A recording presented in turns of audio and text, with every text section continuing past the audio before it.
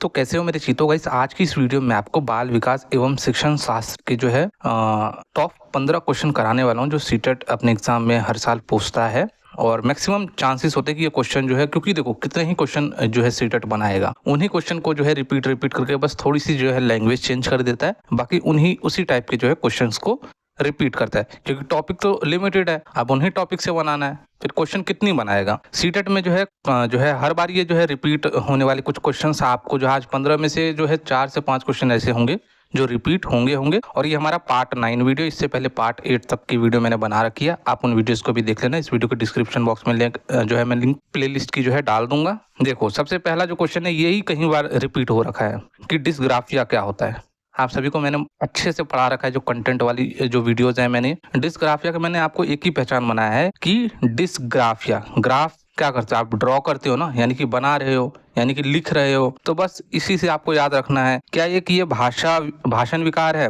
भाषण विकार तो नहीं है, इसमें मैंने बोलने की बात तो नहीं की है। उसके बाद एक गति युक्त विकार है जिसकी विशेषता स्थूल पेशिया बाधित होती है, लोकोमोटर डिसेबिलिटी भी नहीं है, आप सभी को मैंने बता रखा है। एक तंत्रीय विकार है जिसकी विशेषता अक्षरों और आकारों को जो है बनाने में कठिनाई आती है। आप कैसे ग्राफ ऐसे होता है ना, ऐसे होता है ना ग्राफ, ऐसे ऐसे होता है, ऐसे ग्राफ होता है, तो आप क्या करते हो, इसको बनाते हो ना। तो डिस्ग्राफिया में क्या है कि बच्चे को जो है, या कोई भी व्यक्ति अगर डिस्ग्राफिया उस व्यक्ति को है, तो उसको जो है तंत्रिका विकार है ये, और उस बंदे को जो है लिखने में और कोई भी आकृति बनाने में जो बहुत ज्यादा कठिनाइयों का सामना करना पड़ेगा। इसका थर्ड ऑप्शन जो है बिल्कुल करेक्ट है, बाकी जो है ये सब तो गलत। ठीक है भाई। उसके बाद सेकंड क्वेश्चन क्या बोलता है कि जो प्रतिभावान बच्चों को शिक्षित करने का जो उपागम है, उन्हें सामान्यतः रूप से तीव्र गति से पाठ्यचर्या के माध्यम से जो हम आगे बढ़ाते हैं। जो सामान्य बच्चे होते हैं, मतलब सामान्य कह रहे हो, जो प्रतिभावान जो गिफ्टेड बच्चे होते हैं, उनको जब हम पढ़ाते हैं तो वो क्या जो उनकी जो गति होती है ना, वो पाठ्यचर्या के माध्यम से क्या होती है, वो तीव्र गति से वो आगे बढ़ते हैं। तो इसको हम क्या कहते हैं, वो जो तीव्र गति से जो आगे बढ़ रहे हैं, उन बच्चों के जो ज्ञान में वृद्धि हो रही है, तो उस चीज को हम क्या बोलते हैं। पहला है विभेदित निर्देशन। विभेदित निर्देशन में क्या होता है, पहले मैं आपको चारों पॉइंट अच्छे से समझा देता हूँ, उसके बाद आप ही मुझे बताओगे कि इसका करेक्ट आंसर जो है क्या है। ठीक है भाई। तो पहला है विभेदित अनुदेशन। विभेदित अनुदेशन में क्या होता है कि इंग्लिश में भी आप देखते रहना, डिफरेंशिएटेड इंस्ट्रक्शन। इसमें होता है कि हम बच्चों को जो है ना, इंक्लूसिव क्लासरूम में कई डिफरेंट टाइप्स के बच्चे आते हैं, डाइवर्स बैकग्राउंड के बच्चे आते हैं। तो सभी जब डिफरेंट टाइप्स के बच्चे हमारी क्लास में आ रहे हैं, तो उनको समझ भी तो एक तरीके से नहीं आ सकता। अभी जो मैं समझा रहा हूँ, काफी बच्चे ऐसे होंगे जिनको एक बार में मेरी हर एक पॉइंट जो है समझ पा रहे होंगे, लेकिन कई बच्चे ऐसे भी होंगे जिनको समझ नहीं आ रहा होगा कि मैं क्या बता रहा हूँ। क्योंकि एक तो रीजन यही हो सकता है कि उन्होंने कंटेंट वाली क्लास नहीं ले रखी, और दूसरा ये रीजन हो सकता है कि वो जो है अभी बिल्कुल नए नए हैं और उनको जो है ज्यादा कुछ जो है मतलब सीडीपी के बारे में ज्ञान नहीं है, इसलिए जो उनको समझ नहीं आ रही है। या तीसरे बच्चे ये हो सकते हैं कि उनको मेरी लैंग्वेज ही नहीं समझ में आ रही होगी, तो वो जब तक एक दो बार वीडियो को देखेंगे नहीं, तब तक तो उनको बिल्कुल समझ नहीं आने वाला है। तो विभेदित निर्देशन में यही होता है कि जो एक शिक्षक होता है ना, अगर बच्चे को एक तरीके से समझ नहीं आ रहा, तो उसको दूसरे तरीके से, तीसरे तरीके से, चौथे तरीके से, पांचवें तरीके से, जैसे कि हार्वर्ड गार्डनर भी बोलते हैं कि बुद्धि एक प्रकार की नहीं है, तो हमारे पढ़ाने का जो तरीका भी है वो एक प्रकार का नहीं होना चाहिए। यदि बुद्धि कई प्रकार की है, तो हमारे पढ़ाने का तरीका भी कई प्रकार के जो है होने चाहिए। यही विभेदित निर्देश। उसके बाद है संवर्धन। संवर्धन में क्या होता है कि बच्चों को उनके स्तर के, जैसे कि जो बच्चों का स्तर है उससे थोड़ा सा जो है ऊपर उनको जो है हमें इनपुट देना है। जैसे कि स्टीफन क्रैशन के जो हाइपोथेसिस परिकल्पना में मैंने आपको 5 हाइपोथेसिस उनके बताए थे, तो उसमें मैंने आपको क्या बताया था कि जो सेकंड लैंग्वेज किस तरीके से बच्चा एक्वायर करता है। सेकंड लैंग्वेज एक्वायर करने का उन्होंने बताया ना कि भाई ये भी जो है हम फर्स्ट लैंग्वेज की तरह एक्वायर कर सकते हैं, इसको हमें बहुत ज्यादा एफर्ट लगाने की जरूरत नहीं है। तो इनपुट जो हम देते हैं बच्चों को, तो उनके स्तर से, जैसे कि बच्चा फर्स्ट क्लास में है, तो फर्स्ट क्लास में बच्चा है, तो उसको थोड़ा सा जो है ऊपर का इनपुट देना। कोई गिफ्टेड बच्चा है, तो वो जो है हर चीज को जल्दी जल्दी सीख रहा है, तो उसको जल्दी सीख रहा है, तो उसको ऐसा नहीं है कि जो फर्स्ट क्लास में है तो उसको नर्सरी का हम सिखाएंगे। फर्स्ट क्लास का थोड़ा सा ऊपर का जो है उसको लेवल का हमें उनको इनपुट देना। तो इसको हम क्या बोलते हैं, एनरिचमेंट बोलते हैं, संवर्धन बोलते हैं। उसके बाद तीसरा पॉइंट है त्वरण, यानी कि गतिवर्धन भी इसको बोलते हैं, एक्सेलरेशन इसको इंग्लिश में बोलते हैं। तो इसमें क्या होता है कि जैसे कोई भी प्रतिभाशाली बच्चा है, उसको हम तेजी से पाठ्यक्रम में आगे बढ़ाते हैं। क्यों? क्योंकि अगर हम उसको तेजी से पाठ्यक्रम में आगे नहीं बढ़ाएंगे, जैसे कि क्वेश्चन में भी बोला है, तो बच्चा क्या होगा, बोर हो जाएगा। आपने देखा होगा कई बच्चे ऐसे होते हैं क्लास में जो मतलब होते दूसरी तीसरी क्लास में, लेकिन वो सॉल्व कर देते छठी सातवीं के जो है मैथ को सॉल्व कर देते हैं। अगर उस बच्चों का आप दूसरी तीसरी के ही क्लास के जो है मतलब मैथ को कराओगे, तो वो बहुत जल्दी बोर हो जाएगा, उसको मजा ही नहीं आएगा। तो ऐसे बच्चों को हमें क्या करना है, बहुत जल्दी से जो है हमें पाठ्यक्रम में आगे बढ़ाना। जैसे कि क्वेश्चन में भी यहाँ पे बोला गया कि हम जो है क्या करते हैं, असामान्य रूप से तीव्र गति से जो है हम बच्चों को जो है पाठ्यचर्या के माध्यम से आगे बढ़ाते हैं, ताकि बच्चे जो है बच्चों में बोरियत महसूस ना हो। उसके बाद विसर्जन में क्या होता है, यानी कि इमर्शन में मतलब होता है कि बच्चे को जो है कुछ भी सिखाना है ना, तो उसी माहौल में उसको ढाल दो। इंग्लिश सिखाना है तो इंग्लिश के माहौल में हमें ढाल देना है कि भाई इंग्लिश जो है वो इंग्लिश जहाँ पे ज़्यादा लोग बोलते हैं। अगर आप दिल्ली में रहते हो और सीपी वगैरह की साइड, कैनॉट प्लेस की साइड जाओगे, तो वहाँ पे आपको क्या एक चेंजेस देखने को मिलेगा कि वहाँ पे जो रिक्शे वाले भी होते हैं ना, वो भी इंग्लिश में बोल रहे होते हैं। चलो सीपी को हटाओ और आप जो है थोड़ा सा जो है वहां पे चले जाओ, एयरपोर्ट की साइड जाओगे ना, वहां पे जो टैक्सी वाले, रिक्शे वाले होते हैं वो भी इंग्लिश में बोलते हैं। क्यों? क्योंकि उनको उस तरीके का माहौल मिला हुआ है। क्योंकि एयरपोर्ट के पास हर कोई तो जाएगा नहीं भाई, जो वेल डेवलप फैमिली से वही जाएगा ना, और वो जो वेल डेवलप फैमिलीज होते हैं उनकी तो इंग्लिश बहुत अच्छी होती ही है। उसके बाद जो सीपी वगैरह में आप सभी को पता है कि फॉरेनर वगैरह आते हैं, वहाँ पे वो इंग्लिश में ही बात करते हैं, तो रिक्शे वाले भी इंग्लिश सीख जाते हैं। तो हम ये बोल सकते हैं कि जैसा जो भी हमें बच्चों को सिखाना उसको उसी माहौल में ढाल दो, तो हम उसको विसर्जन बोलते हैं। आई थिंक आपको जो है ये क्वेश्चन मैंने पूरा समझा दिया, और इसका जो करेक्ट आंसर है वो आप सभी को पता ही है। इसका जो थर्ड आंसर इसका करेक्ट है। ठीक है भाई, चलो नेक्स्ट क्वेश्चन की ओर बढ़ते हैं। और ये नेक्स्ट क्वेश्चन है हमारा, शिक्षक जो समावेशी कक्षाओं की दिशा में काम कर रहे हैं, उन्हें चाहिए कि वे कैसे शिक्षक होने चाहिए। मतलब जो समावेशी जो कक्षाओं की जो है दिशा में काम करे। समावेशी कक्षा क्या होती है, इंक्लूसिव क्लासरूम क्या होता है, अभी मैंने पीछे आपको बताया कि जहाँ पे सभी प्रकार के बच्चे जो है आके पढ़ाई कर सके बिना किसी बाधा के, तो उसको हम एक इंक्लूसिव क्लासरूम बोलते हैं। इसका फर्स्ट पॉइंट है, इसके एक से ज्यादा आंसर हो सकते हैं, तो ध्यान से पढ़ना। पाठ्यचर्या में जो है अनुकूलन करे, यानी कि जो भी पाठ्यचर्या है उसमें क्या करे, उसमें जो है अनुकूलन यानी कि अडेप्टेशन करे।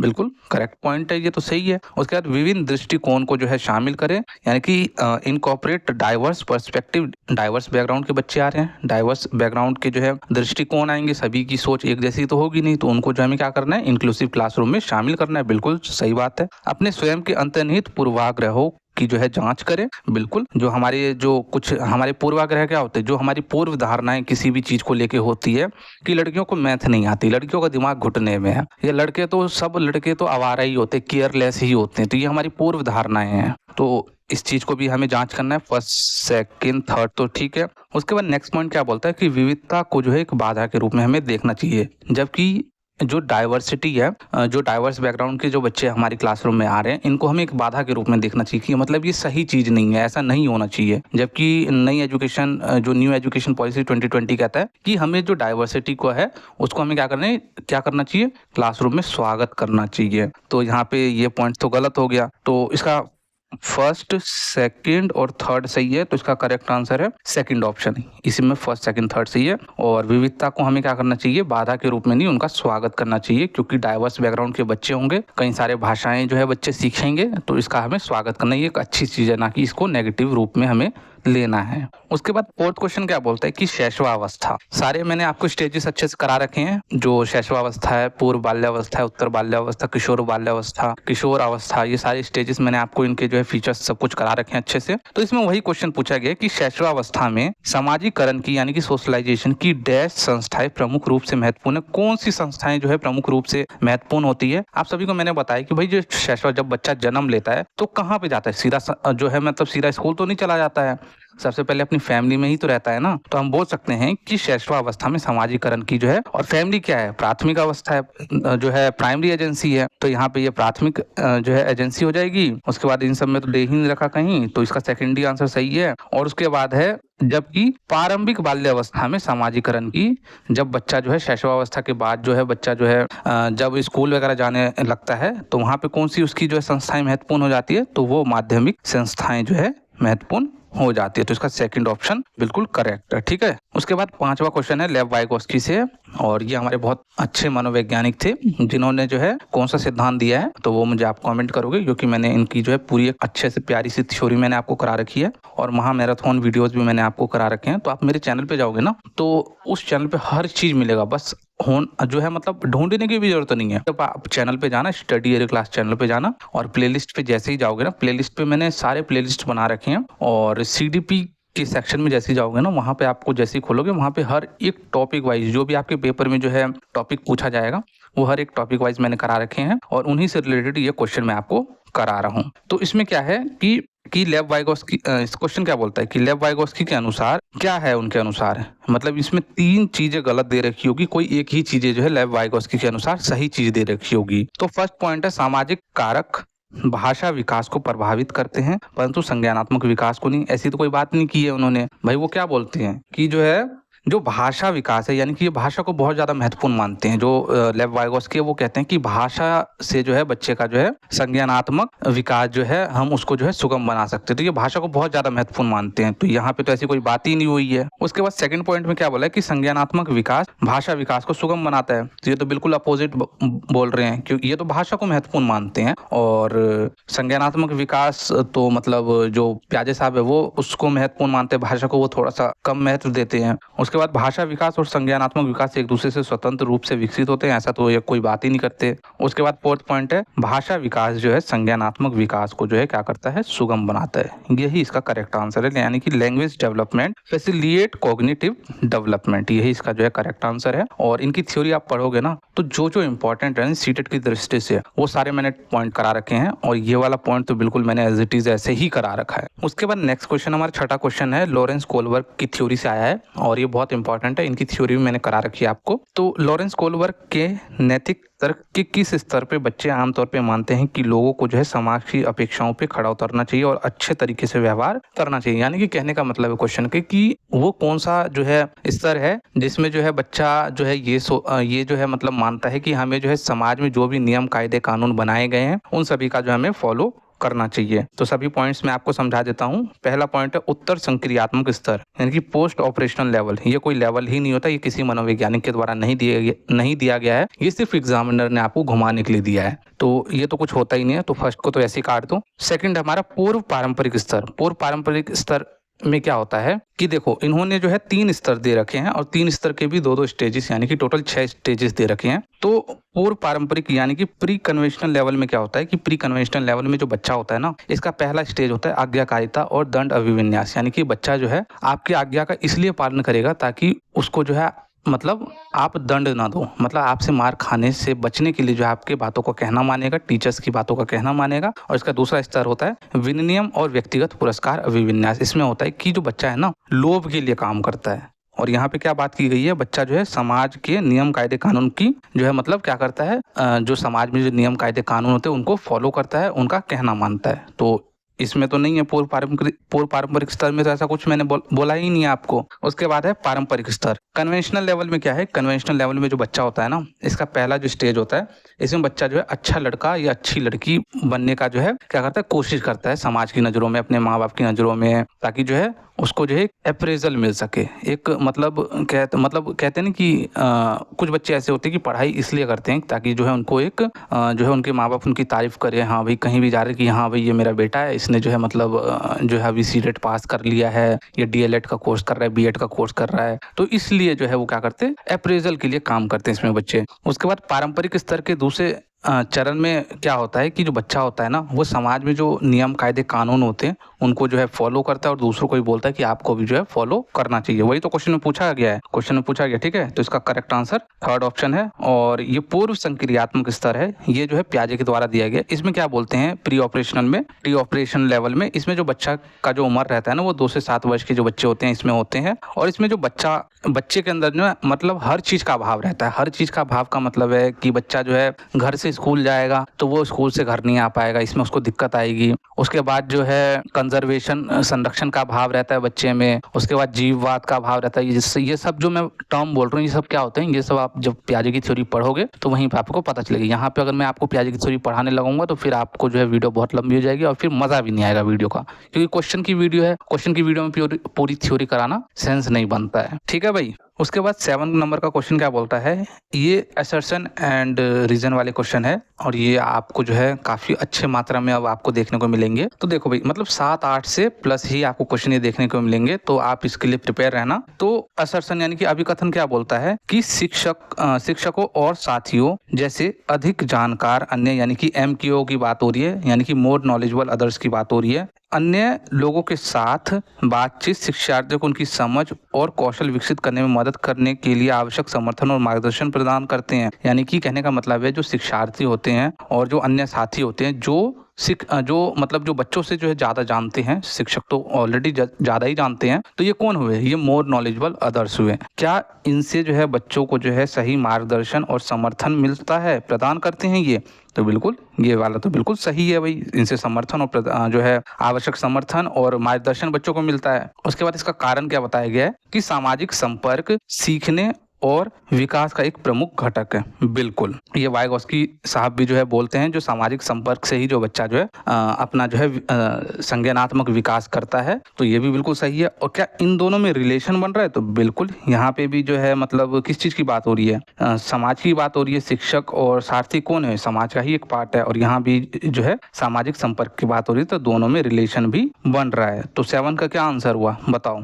इनमें से क्या आंसर हुआ 7 का? तो ए और आर दोनों सही है। पहले तो ये दोनों सही है, उसके बाद आर जो है एक ही सही व्याख्या भी करता है, तो इसका सेकंड ऑप्शन बिल्कुल करेक्ट है। 8वें नंबर का क्वेश्चन क्या बोलता है कि अधिगम के लिए आकलन का मुख्य लक्ष्य क्या है? यानी कि what is the main goal of assessment for learning. जो इंग्लिश वाले बच्चे हैं वो समझते जाना, क्योंकि इंग्लिश में तो आप समझोगे नहीं, हिंदी में ही समझोगे ना, तभी मैंने दोनों बाइलिंगुअल में क्वेश्चन ले रखे हैं। तो इसका सही आंसर बताओ क्या है आपके हिसाब से? देखो जब भी मैं क्वेश्चन पूछता हूँ तो वीडियो को पॉज करके जो है आप आंसर देने की कोशिश क्या करो, क्योंकि देखो मैं तो बताऊंगा ही, मैं तो हर एक पॉइंट को जो है डिटेल में एनालिसिस करके बताऊंगा, लेकिन आपका भी जो है कर्तव्य, क्योंकि पेपर तो आपको ही देना है, मुझे थोड़ी देना है पेपर, तो आप जो है इसको अच्छे से जो है बताया करो आंसर। चलो इसका देखते हैं आंसर क्या है।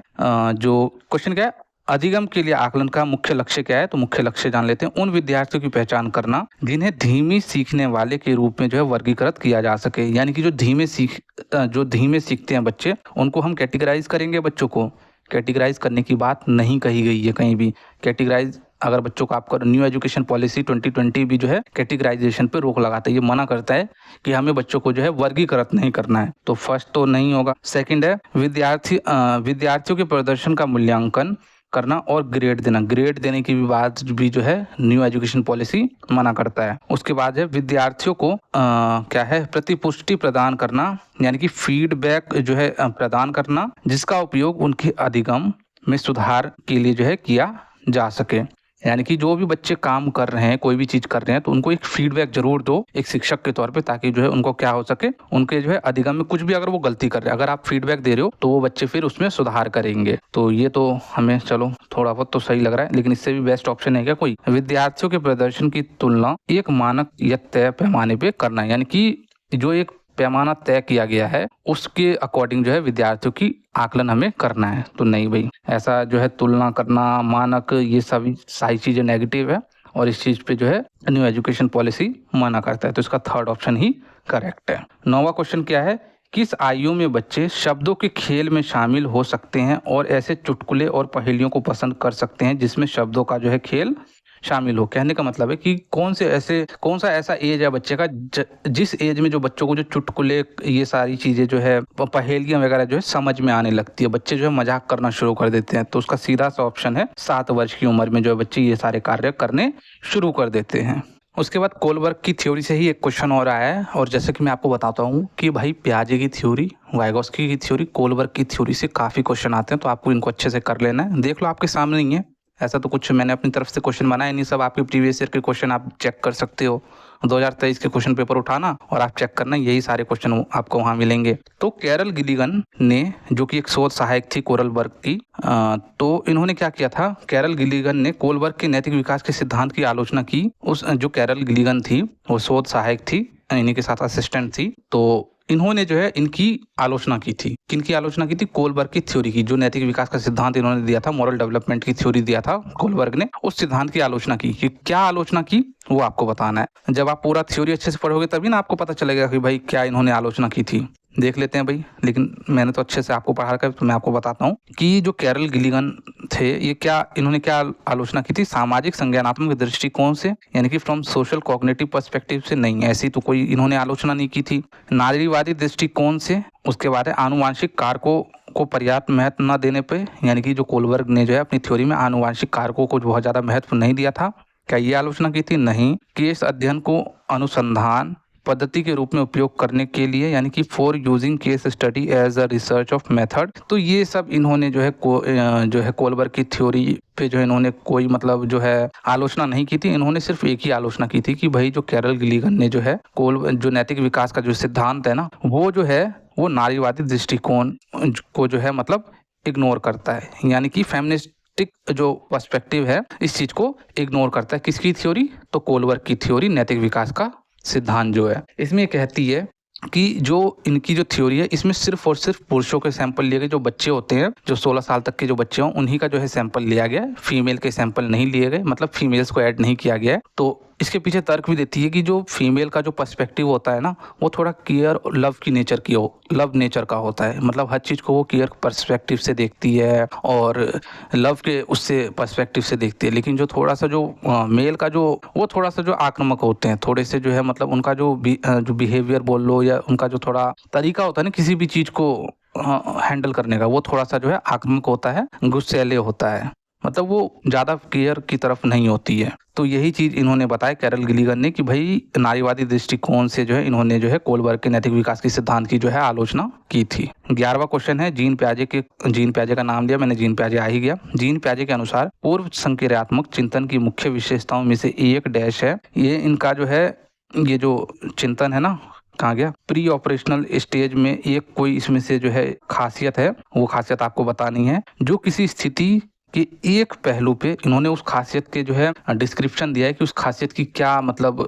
जो है डिस्क्रिप्शन है, अब उस खासियत का को नाम बताना है। जो किसी स्थिति के एक पहलू पे जो है ध्यान केंद्रित करता है, यानी कि जो बच्चा होता है ना वो किसी एक स्थिति पे जो है ध्यान केंद्रित करता है और दूसरे की जो है उपेक्षा करने की प्रवृत्ति संदर्भित करता है। यानी कि कोई भी चीज है तो बच्चा क्या करता है, उस चीज की सिर्फ एक ही खासियत को देखता है, बाकी खासियत को इग्नोर करता है। तो ये जीन पियाजे के पूर्व संक्रियात्मक जो चरण है उसमें कौन सा वर्ड है ऐसा जो मैंने आपको पढ़ाया है? तो भाई सिंपल सी बात है, वो जो बात ये करते हैं ना वो केंद्रीयन में बोलते हैं, यानी कि सेंट्रेशन। बच्चे में सेंट्रेशन होता है। सेंट्रेशन में क्या होता है कि बच्चा जो है कोई भी चीज देख रहा है ना उसको जो है खाली एक ही चीज को देखेगा, बाकी चीजों को वो इग्नोर करेगा। जैसे कि 2 गिलास पानी, एक गिलास जो है थोड़ा सा जो है चौड़ा है और एक गिलास जो है थोड़ा सा लंबा है। तो जो बच्चा जो इस चरण में होगा पूर्व संक्रियात्मक चरण में, तो वो बच्चा पता है कौन से गिलास को चूज करेगा? जो लंबा गिलास है ना उसको चूज करेगा।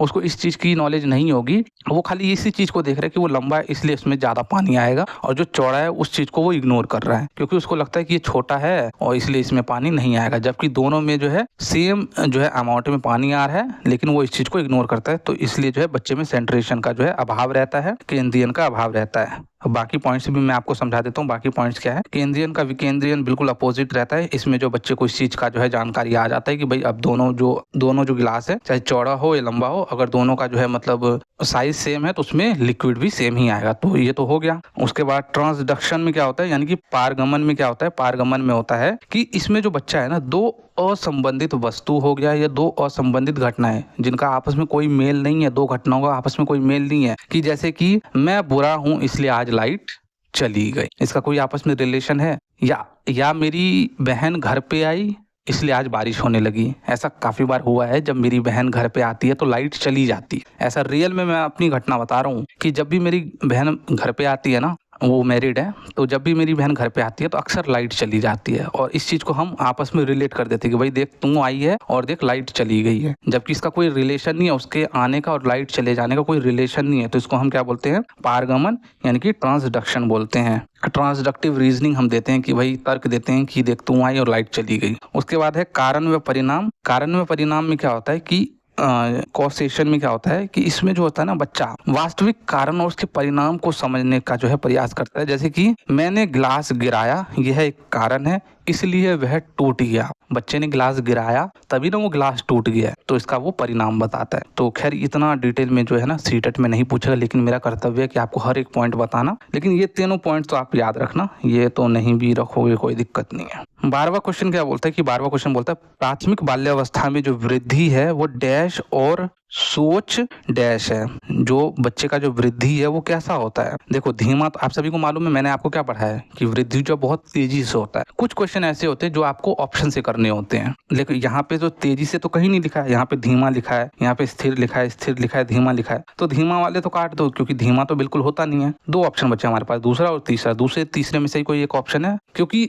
जो मैंने आपको कुछ कराया, कुछ क्वेश्चन ऐसे होते हैं जो सीटेट जो होता है ना हवा हवाई में देता है। तो हवा हवाई में देने का मतलब है कि आपको जो है फिर उसको ऑप्शन से सॉल्व करना होगा। तो ऑप्शन से हम कैसे सॉल्व करेंगे, तो ये तो हमें पता चल गया कि जो वृद्धि है वो स्थिर है, दोनों में स्थिर है, ठीक है। लेकिन हमें सोच का तो मालूम है ना, सोच बच्चे की कैसी होती है। जब बच्चा छोटा होता है वो अहम केंद्रित होता है, वो अपने इगोसेंट्रिक रहता है। इगोसेंट्रिक का मतलब होता है कि वो किसी की मजबूरी वगैरह नहीं समझता, उसको जो चाहिए वो चाहिए। भाई मेले में ले जाओगे तो बच्चा क्या करेगा, उसको खिलौने चाहिए। अगर किसी झूले पे झूलना है, पापा की जेब में पैसे हैं नहीं है, उससे उसको कोई मतलब नहीं है। तो हम ये बोल सकते हैं कि बच्चा जो है अहम केंद्रित होता है। तार्किक तो बचपन में 1-2 साल का बच्चा क्या ही तर्क लगाएगा, तर्क लगाता है कोई चीज पे, नहीं लगाता। सो इसका थर्ड ऑप्शन तो कट गया, सेकंड ही ऑप्शन इसका करेक्ट है। जब भी मैं कहता हूँ कि हर क्वेश्चन को जरूरी नहीं है कि आपको जो है कंटेंट की नॉलेज है तभी आप उस क्वेश्चन को कर लोगे। हाँ, कंटेंट जो है 95% आपके क्वेश्चन करा देगा, लेकिन कुछ 1-2 क्वेश्चन ऐसे होते हैं जो आपको उसके ऑप्शन से करने होंगे, लेकिन उसमें भी आपको कंटेंट की नॉलेज होगी तभी आप कर पाओगे। और मध्य बाल्यावस्था में जो वृद्धि होती है वो क्या होती है, वो धीमी होती है। और जो सोच होती है वो तार्किक। अब बच्चा बड़ा हो गया तो भाई सोच विचार करके ही तो कोई चीज बोलेगा, ऐसे थोड़ी कुछ भी बोल देगा। तो इसका सेकंड ऑप्शन करेक्ट है। उसके बाद 13 नंबर का क्वेश्चन क्या बोलता है कि निम्नलिखित में से कौन सा स्थूल गतिक कौशल है। मैंने आपको ग्रॉस मोटर स्किल और फाइन मोटर स्किल अच्छे से पढ़ा रखा है। अगर आपने पढ़ रखा है तो इस क्वेश्चन का जो विद इन सेकंड में आप आंसर दे दोगे।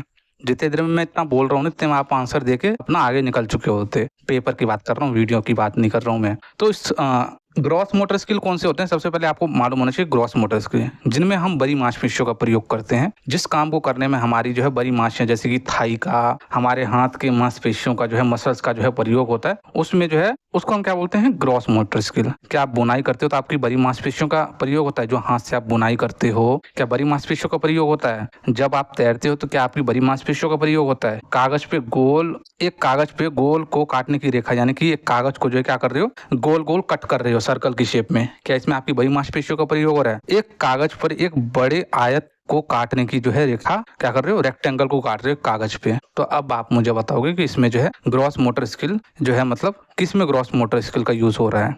इसमें 3 फाइन मोटर स्किल है और 1 ग्रॉस मोटर स्किल है। ये आपके लिए है क्वेश्चन होमवर्क।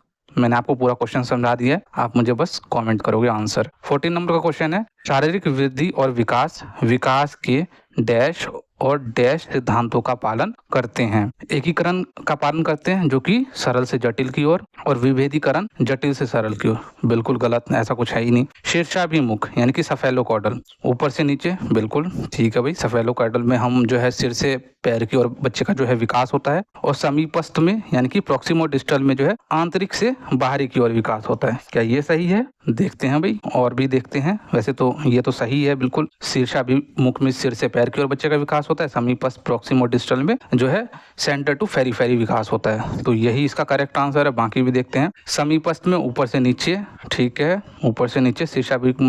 शीर्षाभिमुख में जो है आंतरिक से बाहर, नहीं, समीपस्थ, ये तो बिल्कुल गलत है भाई। समीपस्थ में ऊपर से नीचे थोड़ी होता है, प्रॉक्सिमो डिस्टल में सेंटर टू फेरीफेरी होता है, और विभेदीकरण में सरल से, ये तो गलत ही है। तो इसका फर्स्ट ऑप्शन ही सही है। अभी पता है मैं थर्ड ऑप्शन में क्यों कंफ्यूज हो गया था, इसलिए मैं भी आपको बोलता हूँ, और मैं खुद ही कंफ्यूज हो गया था कि प्रॉक्सिमो डिस्टल और सफेलोकॉर्डल को आप इंग्लिश में याद रखोगे ना, तभी आप इस आंसर को सही कर पाओगे। हिंदी में तो आप कंफ्यूज हो जाओगे, क्योंकि हिंदी में कभी समीपस्थ दे देगा, कभी शीर्षाभिमुख, कभी कुछ और, केंद्रीय विमुख दे देगा कभी, तो ऐसे करके आप कंफ्यूज हो जाओगे। तो आप ऐसे क्वेश्चन को ना हो सके तो इंग्लिश के उससे ही सॉल्व करने की कोशिश करें। इसका सेकंड ऑप्शन करेक्ट है। इस वीडियो का हमारा लास्ट क्वेश्चन है हार्वर्ड गार्डनर की थ्योरी, जो मल्टीपल इंटेलिजेंस की थ्योरी मैंने आपको कराई थी, उसकी थ्योरी से क्वेश्चन है हार्वर्ड गार्डनर। तो इस थ्योरी में क्या है कि हार्वर्ड गार्डनर के अनुसार एक दार्शनिक की डैश प्रकार की, यानी कि एक जो दार्शनिक, एक फिलोसोफर होता है, उसमें किस प्रकार की बुद्धि होती है। मैंने टोटल आपको 8 प्रकार की बुद्धि बताई थी। 8 प्रकार की बुद्धि जो है मैंने आपको मल्टीपल इंटेलिजेंस की थ्योरी में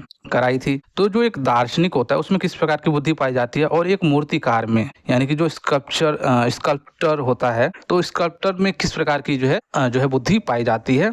तो देख लेते हैं भाई, एक दार्शनिक में जो है भाषा की बुद्धि नहीं, स्थान की बुद्धि, स्थान की बुद्धि भी नहीं पाई जाती है भाई दार्शनिक में। दार्शनिक क्या है, जो जो खुद को समझता हो अच्छे से, उसी को तो हम दार्शनिक बोलते हैं ना भाई, फिलोसफर बोलते हैं, जो खुद को अच्छे से समझता हो। तो ये तो ठीक है। और स्थानीय बुद्धि जो है मूर्तिकार में, जब तक उसको मालूम नहीं होगा कि भाई किस स्थान पे हमें जो है इतना नाक बनाना है, किस स्थान पे आंख बनाना है, तब तो क्या कोई मूर्ति सही बन पाएगी। तो इसका थर्ड ऑप्शन बिल्कुल करेक्ट है, ये तो गलती है, थर्ड ऑप्शन बिल्कुल करेक्ट। आज की वीडियो में इतना ही। कोई भी नोट्स वगैरह चाहिए तो हमारे टेलीग्राम चैनल से जुड़ जाना, और वहाँ पे आपको फ्री ऑफ कॉस्ट सारे नोट्स मैंने पिन कर रखे हैं, वहाँ से आप सारे नोट्स को राइट डाउन कर सकते हो।